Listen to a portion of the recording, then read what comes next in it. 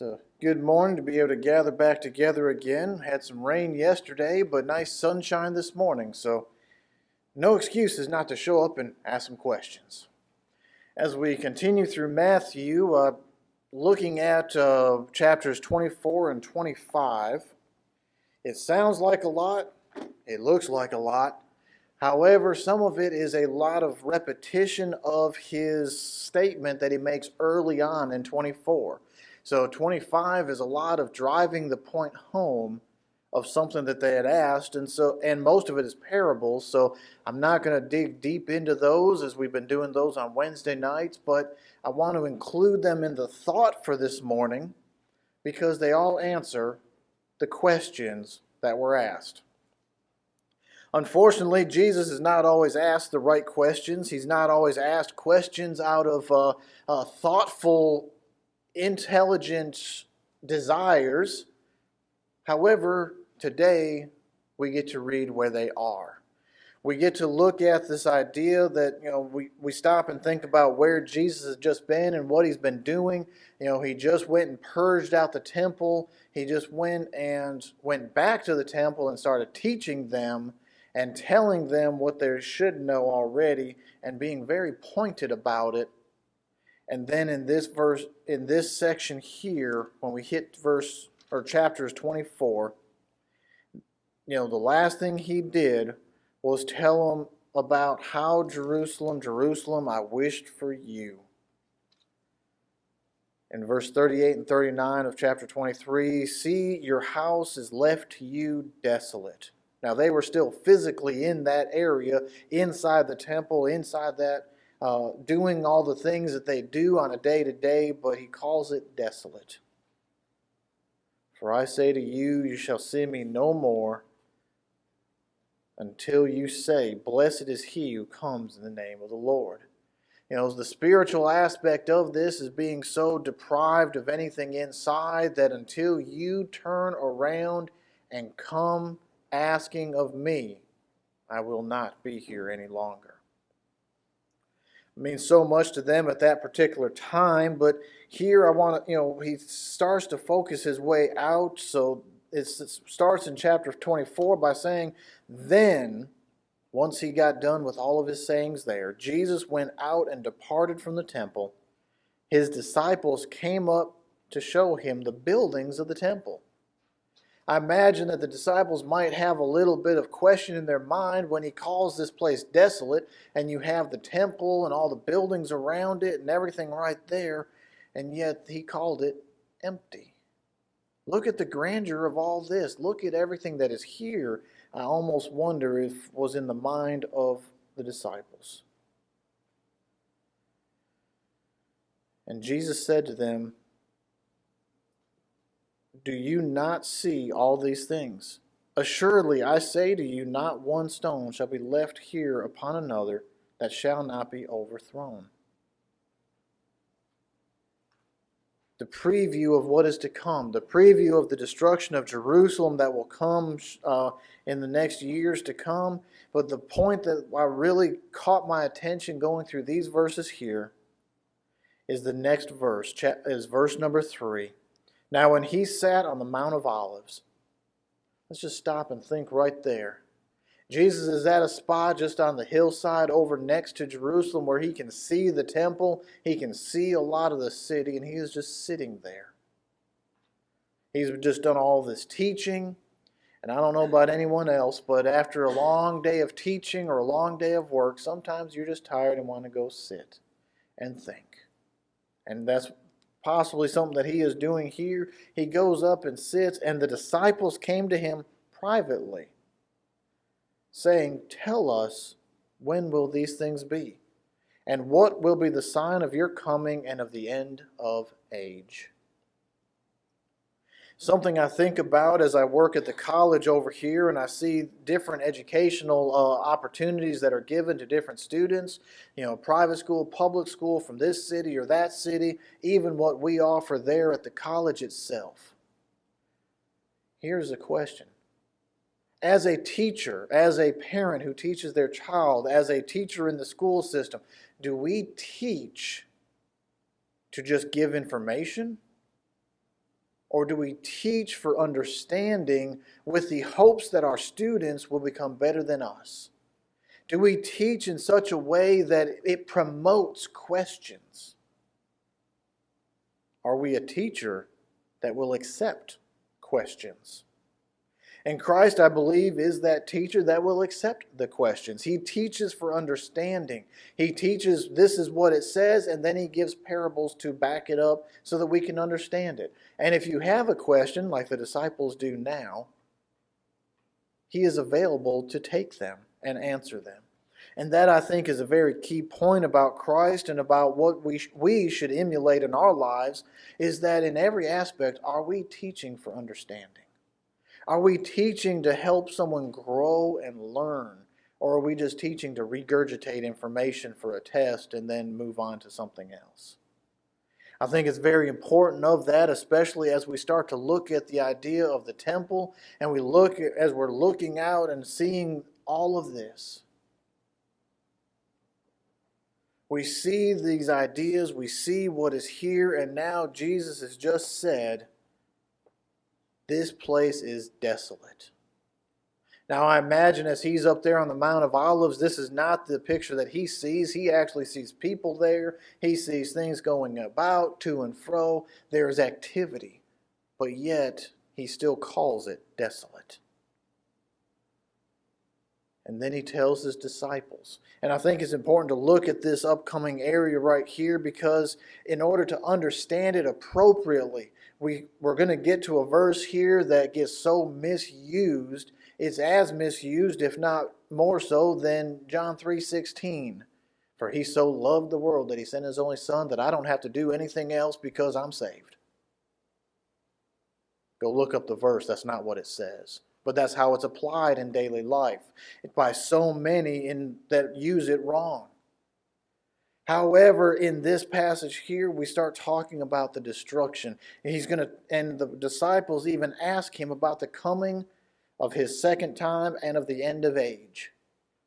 We get so much misuse there, but yet as we look at this, he talks to the disciples, and we're going to look at a few key elements here about how the scripture here is broken down when timelines are being met in this. By knowing the timeline and who he's talking to and what he's talking about, we can understand what is being said here. But he said, do you see this? Not one stone shall be left upon another. Just looking at the temple itself, we have various types of stones. We have various types of elements going on. We have various elements within this building here. And just kind of my thought process, just starting to look at it here, I don't think he's talking about these little stones up here. Like if we look at the front of the building, we got small bricks up front. Those we could easily knock over ourselves. Just need a hammer because they've been melded together. Even the cinder blocks on the sides, we can knock those over and push them around. But what about the big ones? Through as best as I can figure out, they were probably large limestone chunks. And I say chunk, and that's probably not even doing it justice. The likelihood of some of these stones measuring 50 foot by 24 foot by 16 foot. Do I have any volunteers to try and stack one of those on top of another? Or to move it a centimeter? I'm not volunteering for that one. Try to do a little research on the internet, looking at it. What would that measure today? I found one construction company that would estimate the size of this for me. If they're the same measurements, if it's the same, it'll still give us an idea.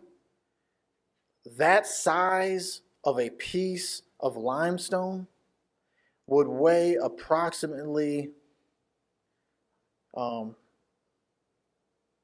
would be 150 pounds per cubic foot for limestone, and each block would weigh about 120 tons. My brain doesn't comprehend what that means, so I've calculated it out. 240,000 pounds. That's still a big number for me, and this next one's not much better.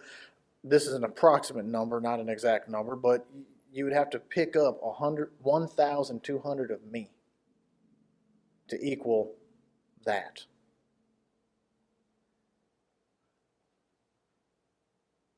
that is the size of a few of these stones that make up this centerpiece. By the depiction of what it looks like, the centerpiece is the biggest piece, the holies of holies. The grand piece, the main element. Would we want to, and he says, this thing is so massive, I would even hate to be the engineer trying to figure out how to put it together.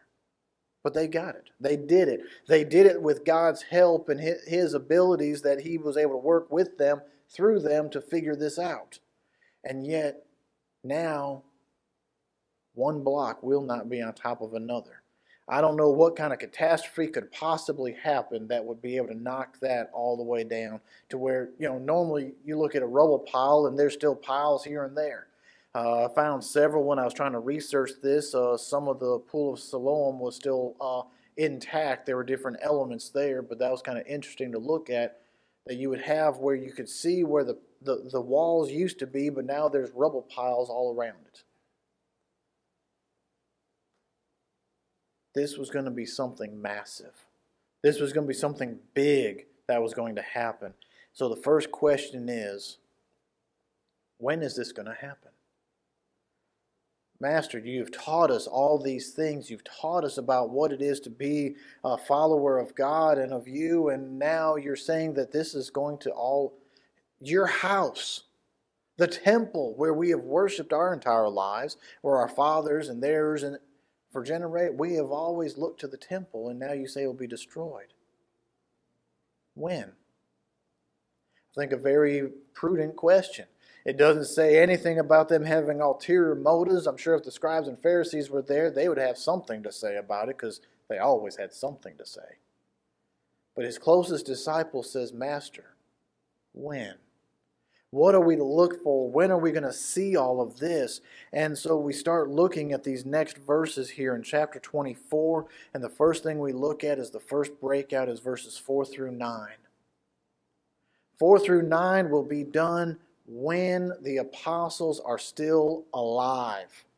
They will see these things. And when Jesus answered, he said to them, the them being the disciples who were there privately with him, take heed that no one deceive you. Before he answers when, he starts off, do not be deceived. How many times have we heard of the end of time coming?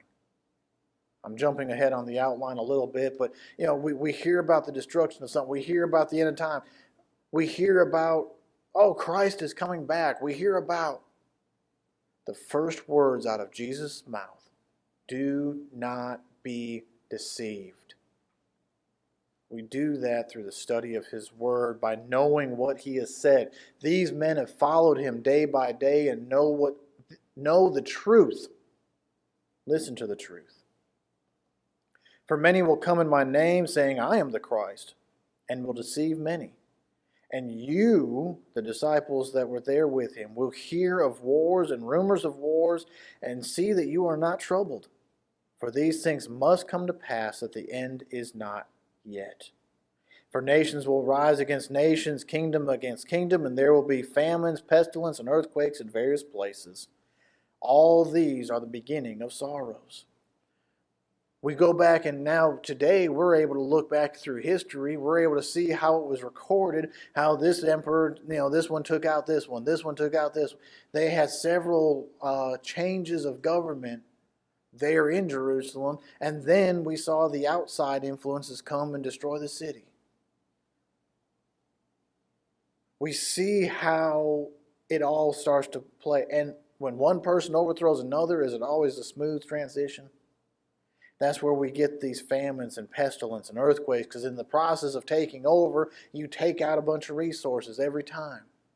And now it's a hardship on everybody, except for the one in power, because they take up as much resources as they can, and the rest of us have to fight for scraps. These things will happen. They are the beginning of sorrows. Think back to our study through Revelation as we've looked through it about the destruction of Jerusalem and the scattering of the saints. They were told to get out of Jerusalem before it was too late, when you saw the signs coming, so that the church may not be destroyed. so that it could live on and go forward. I started thinking about that a lot as I looked through this chapter. And I also know that this all happens through the apostles' life because of the next verse that I stopped at. Verse number 9, the last part here says, "Then they will deliver you up to tribulation and kill you, and you will be hated by all nations for my name's sake." He was talking to his closest.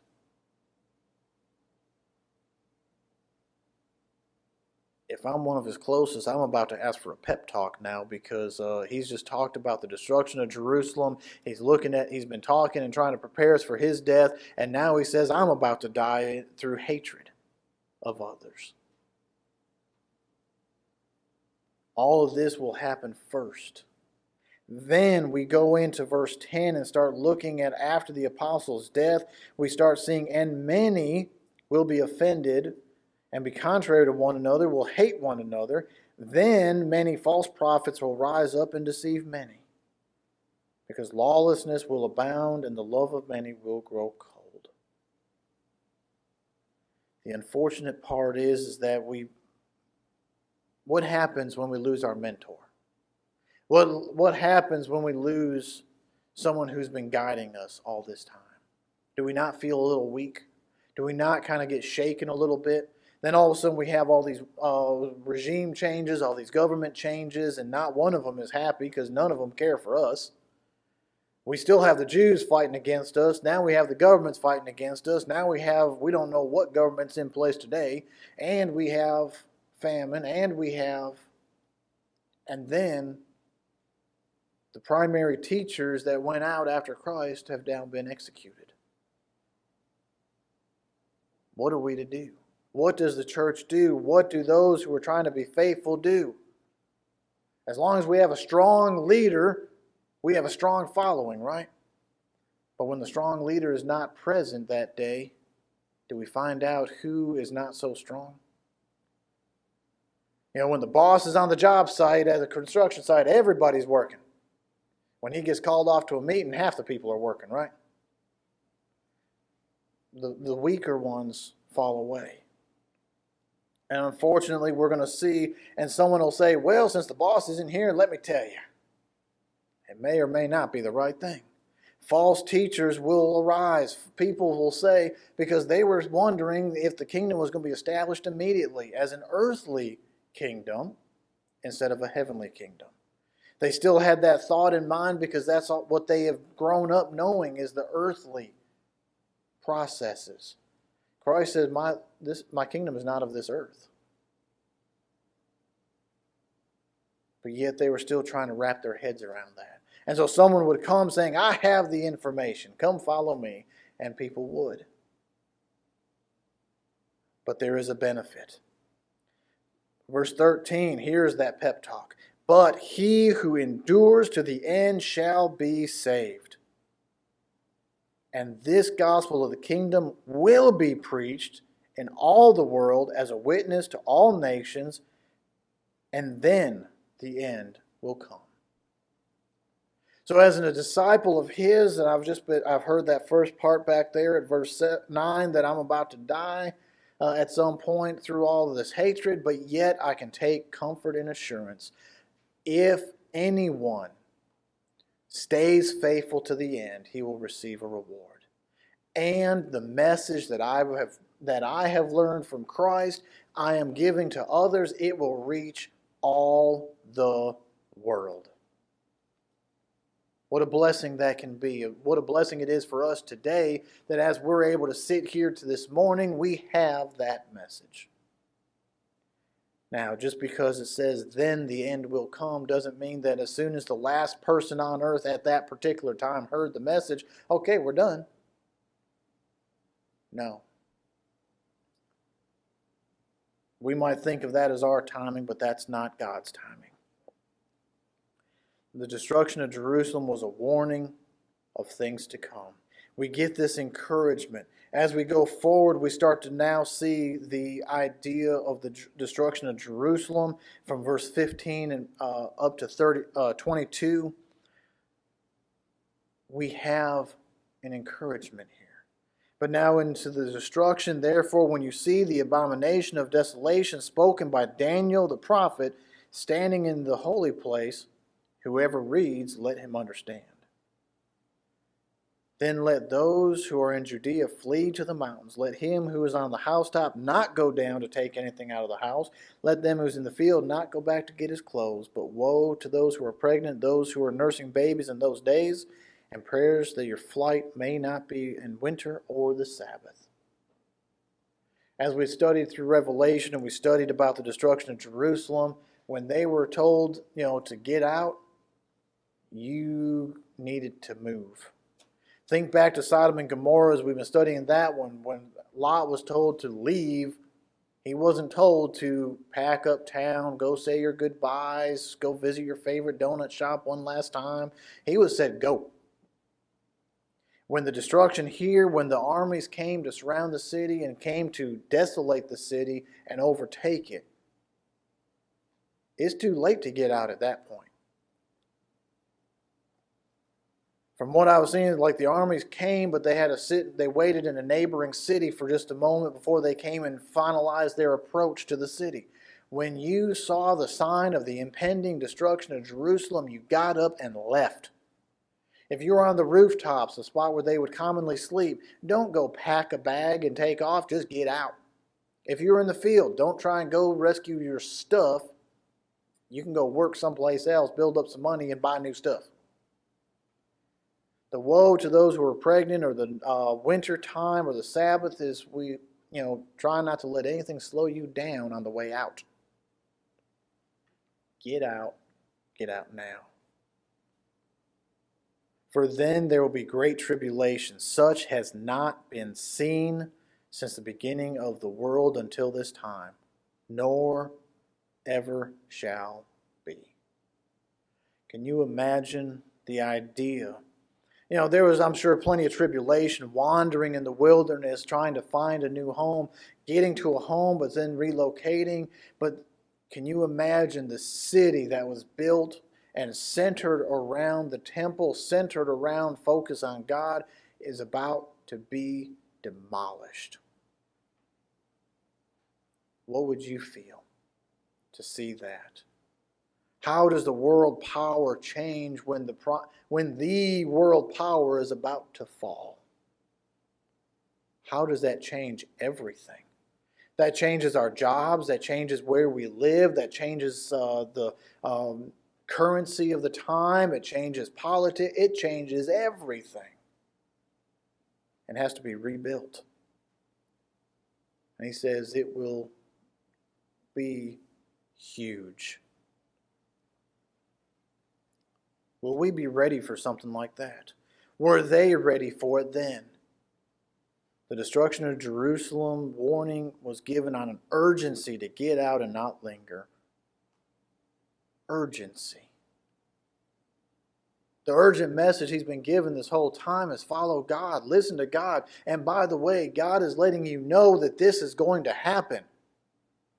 Put this piece of information in your pocket and have it ready when the day comes. You have been told about it. And then in the last few verses right here, 23 through 26, we find some final warnings about a false Christ because they'll know what to expect. As we look at those next few verses right there, as apostles, as my disciples, as those who know the Word of God as we can know it today, we know what God says. We know what Christ told us. We have just gone through his lessons that he has given through that have been recorded through Matthew. Do we know and remember these? And if someone comes up, now there's only one Christ. I'll go ahead and give you that hint. If you see that on a quiz someplace, there's only one. There's only one Son of Man, and he's already been here, walked, talked, and taught. If someone out on the highway says, I am the Son of Man, I am here to save you from your sins, do we even walk out the door to go and listen to him?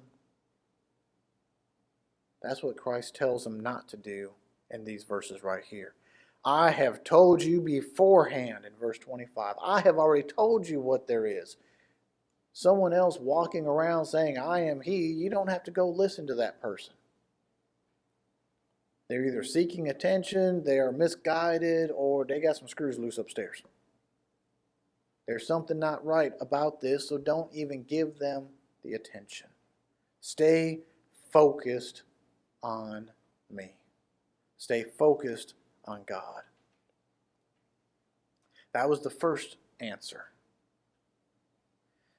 We then have the second question. Second and third, but it's actually one question because they just asked it two ways, and we know that it's all going to be at the same time. Going back and thinking, he said, first, tell us when will these things be? So that question has been answered. I love a teacher that listens to the entire statement and gives a full answer. How many times do we ask somebody, I always hate this one, is that I send an email with multiple questions. I've started putting them on different lines in hopes that someone doesn't, they stop reading the paragraph. Oh, there's one question. Let me go answer it. And they forget to read the rest of the sentence. I've started putting them on different lines. I hadn't helped either yet, so I don't know what to do. I guess I'll send one email with one question, and every question I have has to be a different email. But he was asked multiple questions, and he gives an answer for everything. So now the question turns into, he starts focusing on the second half, and what will be the sign of your coming and of the end of age? And those two are one. They will be the same time. So as we start to look at this idea of the second coming, he looks at it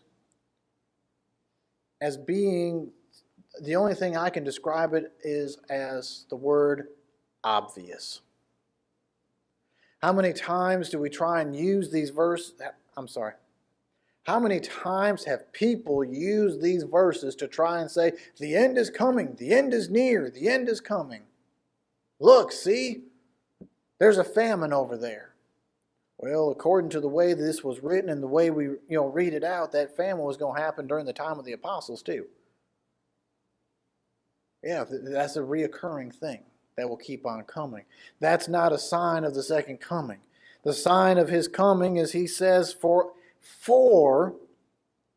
in illustration, the lightning comes from the east and flashes to the west, so will the coming of the Son of Man be. It is bright, it is clear, it is something that everyone sees. It's not something that one person in this audience gets to see and then has to try and tell the rest of us and hope you catch us in time before it gets here. It is something, if we all have our eyes open and are looking, we can see it. If that wasn't clear enough, he re-illustrates it in another way. For where there a carcass is, there the eagles will be gathered together. You ever see a whole flock of birds sitting on the side of the road and you get close and they all fly off and there's still something laying in the road? Called roadkill.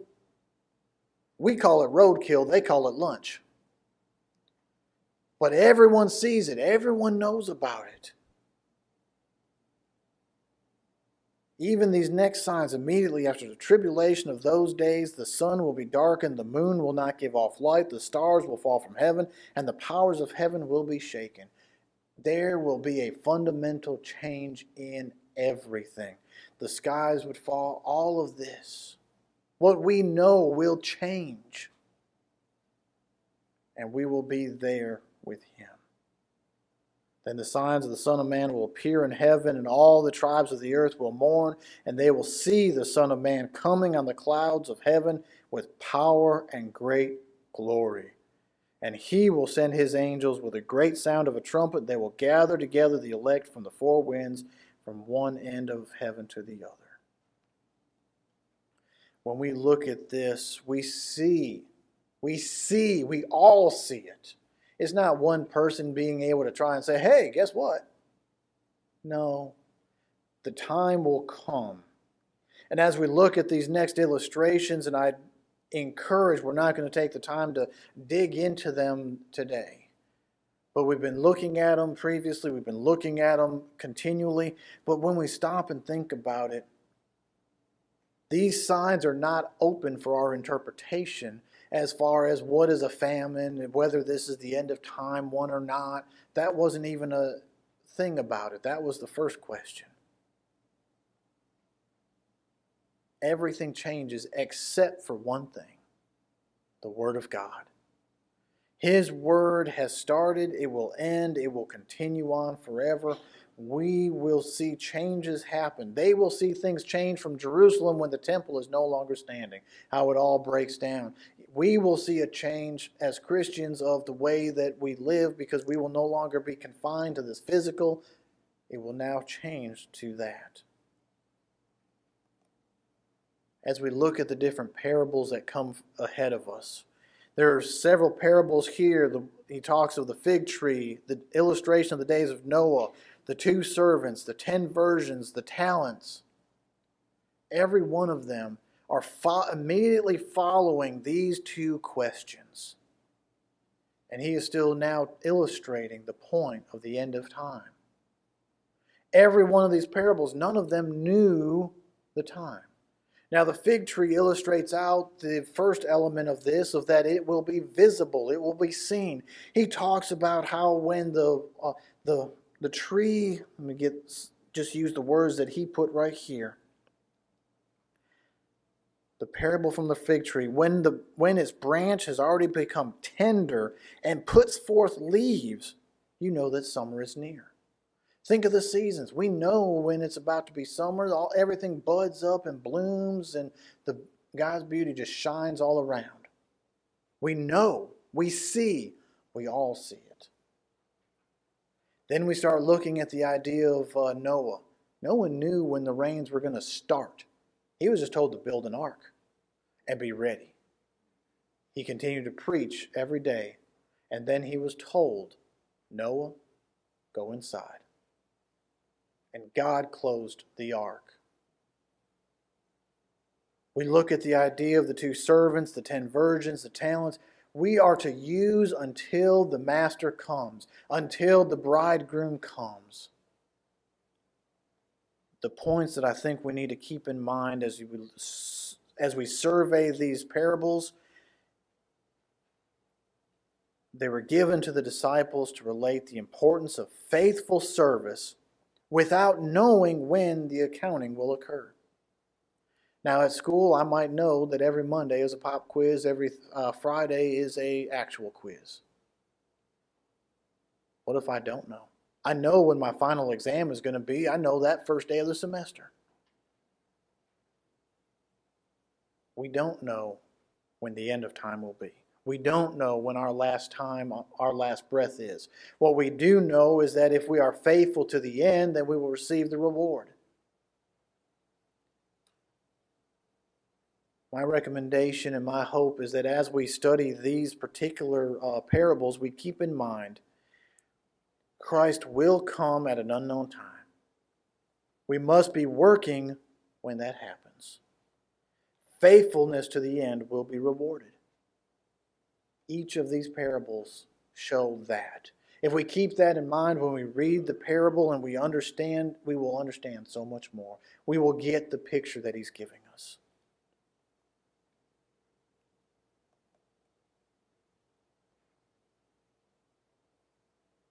And then in verse 25 or chapter 25, the chapter concludes out by telling them what will happen after he comes. Afterwards, once the end of time has come, he gives us that information to be aware.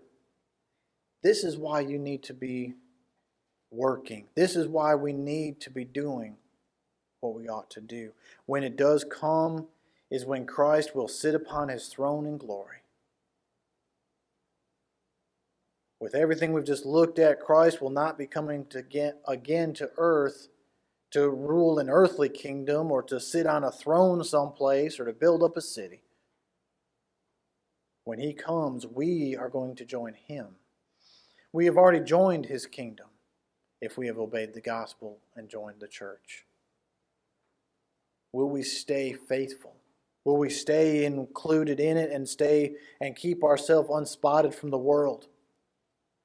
As he relates us through the parables, Christ gives instructions that we will be judged in the final day. And he closes out this verse about saying, in verse 31 of 25, when the Son of Man comes in his glory and all the holy angels with him, then he will sit on the throne of his glory.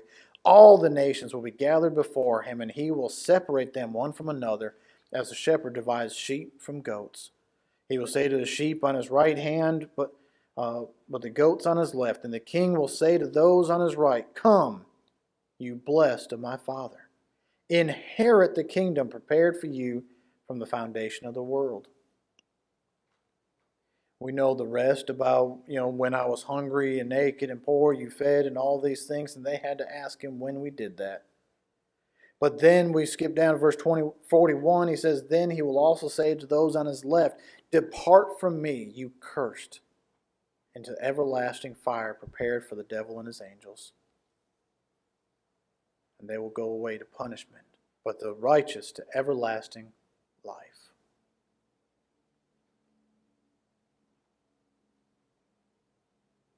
We've been listening to the teacher as he goes through his ministry. We've been listening to him as we go through this book and as we continue to study our Bibles. But the question is, have we learned enough to just not go with the flow, but to understand what it is he's asking? Could we pick up one of these parables and understand the message he's giving us? That's the difference between just listening to him and understanding him. Do we accept the answers he gives? He's not going to lead us astray. I pray that I never lead you astray or say anything that is false or wrong, but I am human. Do we study the Scriptures for ourselves? Do we study it for understanding and to make sure that we are ready? And with that thought is the invitation of this lesson. Are we prepared? Will we be prepared in the final day? If we are prepared today, will we continue to be prepared tomorrow? Will we work faithfully and righteously until the end, whenever that may be? Christ didn't put a date and a time on it because that's not the important part. As he says, if you're at your house and you know when the thief is coming, will you be prepared at that time? We don't know. But we need to be prepared always for God's service and for him to come again. Do you have questions? It's not wrong to have questions. His closest disciples had questions. It's okay for us to as well. Do we need to help one another along the way? We don't have Christ to give us the answer directly from his mouth, but we do have his written word. We can help one another find the answers and find the appropriate ones. We can help each other be strengthened and encouraged. So I pray that as we continue to study, we might have questions and be able to know where to look for the right answers. Don't fall into the trap of going off to the street corner to find Jesus who says, I am the Christ. Christ said, don't do that. Come to me. If you need help or anything of the invitation, we invite you together to come while together we stand and sing.